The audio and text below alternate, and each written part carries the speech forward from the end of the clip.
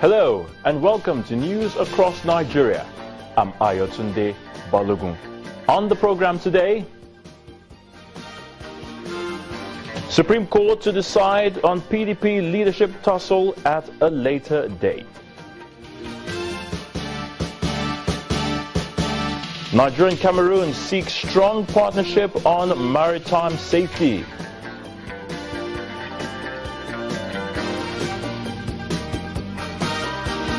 And Christians and Muslims agree to come together in ending the southern Kaduna crisis.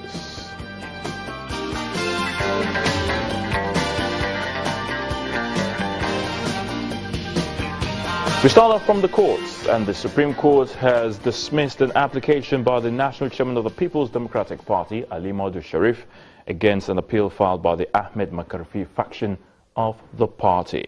Now, the appeal by the Sharif-led PDP was seeking to stop the court from hearing the appeal filed by the Makarfi-led faction on the ground that as the national chairman returned by the appeal court, the party did not authorize Makarfi to appeal the judgment. The ruling was unanimously allowed by the panel of 5 justices led by the Chief Justice of Nigeria, Justice Walter Onogen.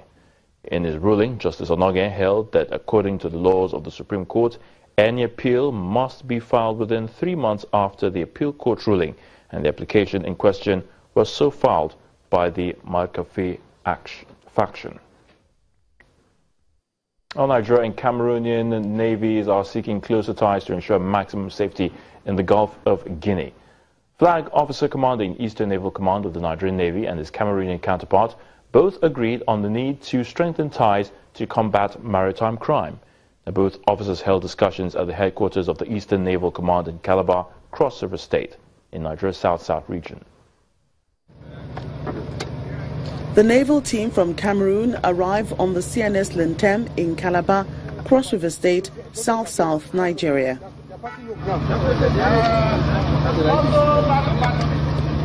Accompanied by the Cameroonian consulate to Nigeria for Atanga, the team was received at the NNS Victory Jetty by the Flag Officer commanding Eastern Naval Command, Rear Admiral James Oluwole. Sister countries Nigeria and Cameroon are making a bold statement of commitment towards fighting maritime crime in the Gulf of Guinea. There are many threats facing the Gulf of Guinea, and the emphasis here is on the need for more synergy to protect the territorial waters. The maritime domain within the Gulf of Guinea is our responsibility. And as we all know, with the kind of threat migration we have now, there is no defined boundary for maritime crimes. Okay? And that is why even under the International Code of Conduct or Responsibility of All Nations, the sea is open. Once you go out of the territorial waters of the country, you go into the international waters, criminals can move across. Cameroon's naval ship brought its crew to Nigeria to foster closer ties between the West African neighbors and other countries in the region. It's to reinforce the friendship between our two navies, or between our two countries. Having traveled through the cold waters to get here, the Cameroonian side is comforted with the warmth of their welcome to Nigeria, which is believed will help encourage mutual collaboration for mutual benefits.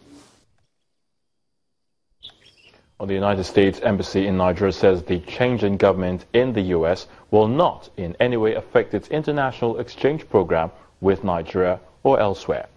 The Counselor for Public Affairs in the United States Embassy Abuja, Aruna Amita Nayagam, gave the assurance while kickstarting an ICT software development program for secondary school students in Oshogbo, Osun State. He says the program by the United States across the world has developed the human resources capacity of over 1 million people who have helped provide solutions for their communities, lower poverty, environmental degradation, disease outbreaks, among others. The knowledge that you gain in the United States is something that can be shared, in Nigeria for the betterment of all of your communities. I know that the alumni for us are a vital link between the American and Nigerian peoples. And I can assure you that all of these exchange programs are going to continue into the future.